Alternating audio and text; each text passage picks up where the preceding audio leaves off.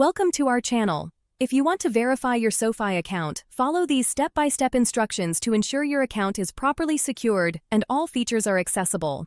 Step 1. Open your web browser and navigate to the SoFi website. Log in using the email address and password associated with your account.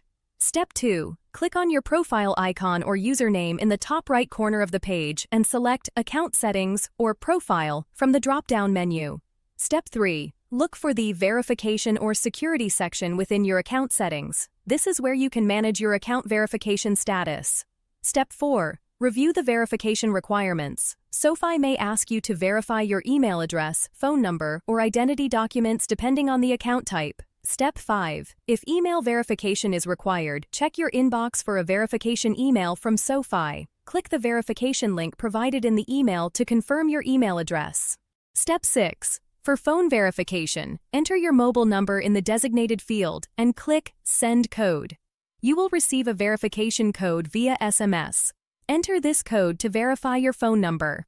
Step 7. If identity verification is needed, prepare a government-issued ID and follow the on-screen instructions to upload a clear photo of your document. Ensure all information is visible. Step 8. Submit your verification information and wait for SoFi to review your submission.